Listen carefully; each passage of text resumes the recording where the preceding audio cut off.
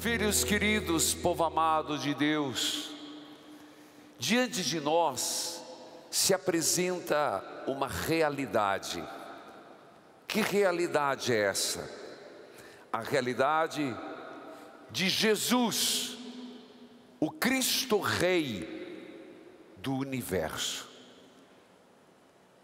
Veja, esta realidade que nos apresenta uma caminhada do mundo, a caminhada da igreja, a caminhada de toda a humanidade. Para onde? De onde nós viemos para onde nós vamos. O nosso ponto de chegada é Cristo, é Jesus. E olha, meus irmãos, eu digo para vocês, nós podemos abrir mão de muitas coisas, mas se tem algo que não podemos abrir mão, é de Jesus Cristo. De quem nós não podemos abrir mão? De Jesus Cristo. Por Ele viver, por Ele morrer, para nele ressuscitar.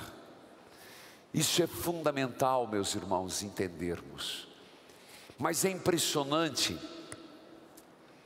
que a liturgia de hoje, num primeiro momento, parece que está nos falando dos últimos acontecimentos da história, como se Jesus estivesse revelando como que seria o fim do mundo. Veja, nós não estamos negando, haverá consumação, sim, quando tudo estará diante de Cristo, mortos e vivos, e toda criatura. Mas Jesus não está falando estas coisas para nos causar medo, nem está falando para dizer a data, a hora, porque Ele mesmo, enquanto estava aqui na terra, não sabia. Porque quando Jesus, Deus se encarnou, muitas coisas lhe foram ocultadas, dentre elas a data do fim do mundo, a data desses últimos acontecimentos. Hoje, na glória de Deus, Jesus já sabe, igual ao Pai e ao Espírito Santo. Então, por que esse evangelho? Queridos filhos, diz o texto, a primeira leitura de Malaquias é de um profeta que está falando de um tempo em que virá sobre todos os soberbos. Nunca esqueça de Santo Agostinho: o que fez um anjo virar diabo? A soberba. A soberba é um dos grandes perigos nosso. Foi a soberba, a inveja, que fez nossos primeiros pais no paraíso desobedecerem a Deus, e por isso perderam o estado em que foram criados e foram expulsos do paraíso. Algo que nós temos que cuidar hoje é o evangelho. Uma delas, soberba, o perigo de sermos pessoas ímpias, como a palha. Palha quer dizer sem vida, palha que não resiste ao fogo, palha que é descartável, que é fútil, que é inútil. Esse é o primeiro cuidado que o profeta Malaquias diz ao seu povo, para Israel, e diz para todos nós. Porque virá o sol da justiça, trazendo a salvação. Nós sabemos que esse sol da justiça já veio, e esse sol da justiça é Jesus Cristo. compreendendo assim, vamos ao Evangelho. Primeiro, diz que o templo de Jerusalém ninguém de nós conheceu, porque ele foi construído antes de Jesus, foi destruído, e um pouco antes de Jesus nascer, o templo de Jerusalém foi construído pelo Herodes o Grande, o primeiro Herodes, o paizão, que construiu para o povo de Israel. E era algo, uma das maravilhas do mundo, lindo, azul por fora, todo revestido, por dentro pedras preciosas. E Jesus ia no templo, e certa vez alguém olhou e disse: veja que templo maravilhoso, uma das maravilhas que se foi construída. E Jesus diz: vocês estão presos nisso, a glória de Israel. O templo sempre foi visto como a glória de Israel. Não se iludam, não ficará pedra sobre pedra. E nos anos 70, de fato, Roma veio e destruiu tudo. Foi bem o período em que Lucas escreve este evangelho. Então Lucas já tinha visto o templo ser destruído. Não sobrou nada, até hoje. Sobrou, o que temos hoje? Uma muralha só, onde os judeus rezam, e muita coisa que não foi destruída, que ficou no subsolo. Não sobrou pedra sobre pedra. O que é que Jesus está dizendo isso? Não fiquem maravilhados com essas coisas, não fiquem envaidecidos com estes fatos. Por que não olhar para aquilo que é mais importante? E o que é mais importante? O templo de Deus em nós, a graça de Deus em nossa vida. Tanto que, impressionante, Jesus é indagado: quando vai acontecer isso? Quais são os sinais? Jesus não responde. Por quê? Porque ele não sabe. Não dá, se você olhar no Evangelho, ele não responde a data, porque ele não sabe. Mas o que ele está querendo dizer? Que tudo é passageiro, meus irmãos. É só olhar para famílias que têm sobrenomes pomposos. Para pensar. Se anda pelas ruas da cidade, toda a cidade do Brasil tem Barão, Cadete, não sei quem, fulano, sobrenomes compridos, que hoje a pessoa passa, só vai decorar se aparecer no GPS. E se você perguntar quem era esse,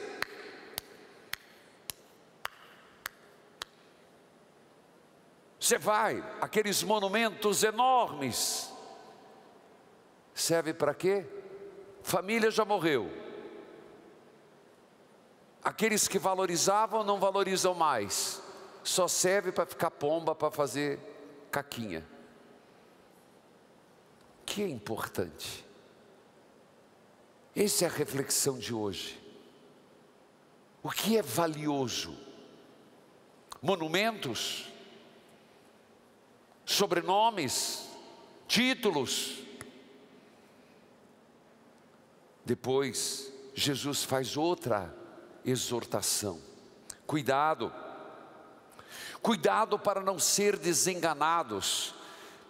E aqui, meus irmãos, vale para nós: cuidado, meus irmãos, com muita facilidade nós podemos ser enganados.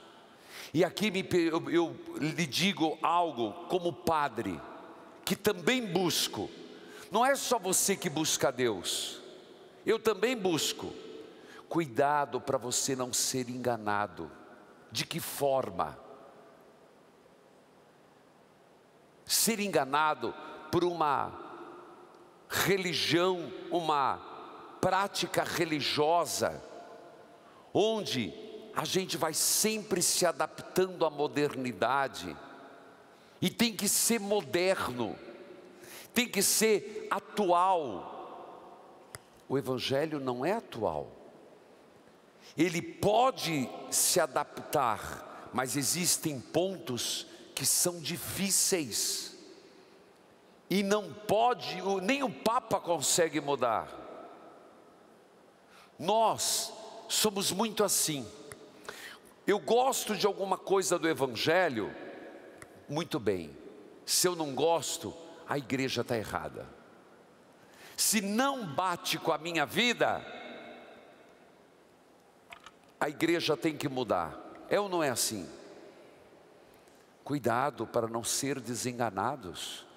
Eu vejo o Papa Francisco, e vejo mesmo, ele abriu a sinodalidade, o sínodo.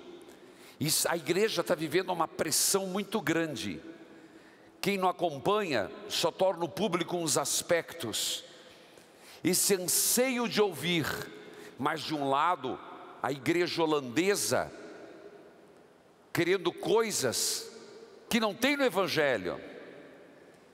Alguns na Alemanha, propondo reformas, até o Papa escreveu, não precisamos de mais um Lutero na igreja.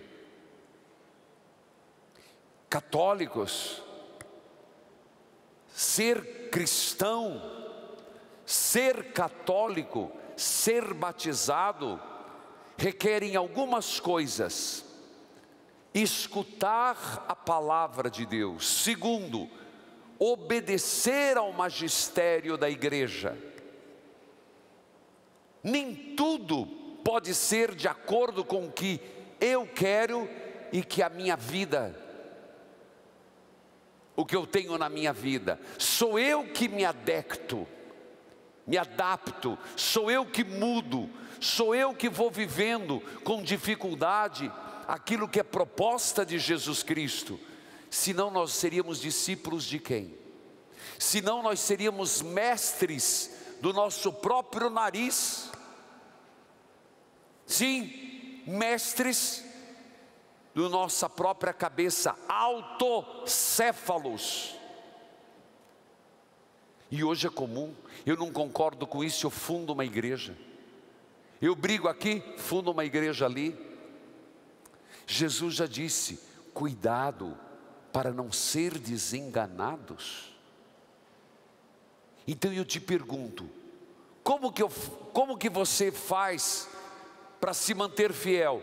Eu te dou a resposta. Escuta da palavra, vida de comunidade e escutar as autoridades da igreja. Ah, para o Senhor é fácil, filho, eu também escuto, eu também obedeço. Tem muitas coisas que me são colocadas, que me dói. Coisas que me são apresentadas, que eu engulo seco, mas respeito, porque eu sou padre da igreja. Cuidado para não ser desenganados. Depois, ainda disse Jesus,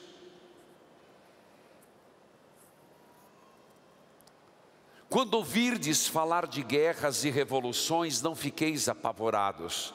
Se fosse para ficar apavorado, nós estávamos lascados, né?